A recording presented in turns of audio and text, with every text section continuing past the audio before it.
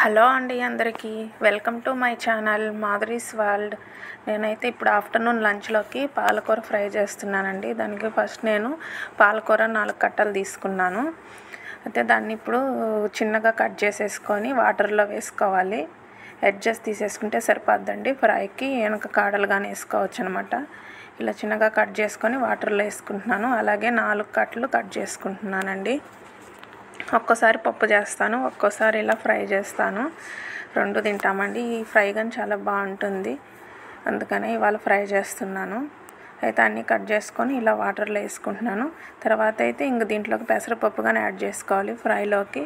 నేను తీసుకునింది 4 కట్టలు కాబట్టి దానికి సరిపడా కొంచెం ఒక గుప్పిడు అట్లా తీసుకుంటున్నాను పెసరపప్పు.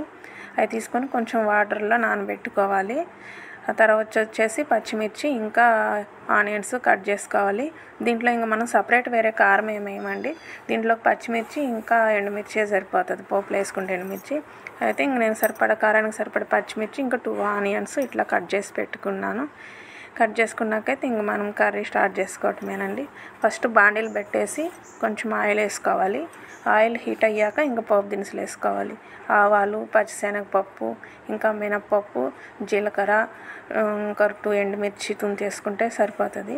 ఈ కర్రీకి వచ్చేసి వెల్లుల్లిపాయలు కానీ వేసుకోవాలండి. వెల్లుల్లిపాయలు వేసుకుంటేనే కొంచెం ఈ కర్రీ టేస్ట్గా ఉంటుంది. ఇందాక మనం కట్ చేసి పెట్టుకున్న ఆనియన్స్, పచ్చిమిర్చి వేసేసుకొని అలాగే వెల్లుల్లిపాయలు కానీ క్రష్ చేసుకొని వేసుకుందాము. ఇవి ఫ్రై అవ్వాలి. ఇవి త్వరగా ఫ్రై అవ్వాలంటే కొంచెం సాల్ట్ వేసుకుందాము.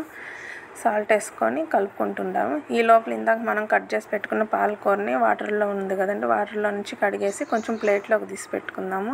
అట్లాగే ఫ్రైలో కొంచెం ఇంగువ, పసుపు కానీ వేసి కలుపుకున్నానండి. పాలకూరని తీసుకొని వచ్చేసి నేను ఇట్లా మరి అట్లనే ఎక్కువసేపు వాటర్లో ఉంచకుండా ప్లేట్లోకి తీసుకున్నాను. నీళ్ళన్నీ కొంచెం పోయాక ఇంకా బాండీల్లో వేసుకుంటున్నానండి పాలకూరని. ఒకసారి బాగా కలుపుకొని ఆయిల్ అంతా కలిసేలాగా మూత పెట్టుకోవాలి. మూత పెట్టుకుంటే అది కొంచెం మగ్గుతుందనమాట. దీంట్లోకి మనం సపరేట్ ఏం వాటర్ పోయిన అవసరం లేదు, దాంట్లోకి ఆల్రెడీ వాటర్ వస్తాయి. ఇంకా కర్రీ అంతా ఆ వాటరే సరిపోతాయి అన్నమాట. ఇట్లా కలుపుకొని కొంతసేపు మూత పెట్టుకుంటూ చూసుకుంటూ ఉండాలి.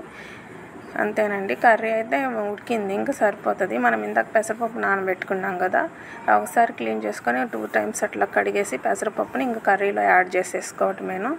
ఇప్పుడు యాడ్ చేసుకొని ఒకసారి కలుపుకోవాలి. టేస్ట్ చూసుకొని సాల్ట్ వేసుకోవాలి. ఏమన్నా కొంచెం తగ్గినా కొంచెం సాల్ట్ యాడ్ చేసుకొని మళ్ళీ ఒకసారి కలుపుకొని ఇంకా మూత పెట్ట అవసరం లేదండి. పెసరపప్పు యాడ్ చేశాక మూత పెడితే మళ్ళీ పెసరపప్పు ఎక్కువగా మగ్గిపోతుంది పప్పులాగా, అందుకని పెసరపప్పు ఇట్లానే పలుకులుగానే ఉండాలి, కలుపుకుంటూ ఉండాలి ఇంక మూత పెట్టకుండా. కర్రీ కొంచెం పొడిగా రావాలండి. అంతేనండి, స్టవ్ ఆఫ్ చేసుకోవటం. వీడియో నచ్చినట్లయితే లైక్ చేయండి, సబ్స్క్రైబ్ చేసుకోండి. Thank you.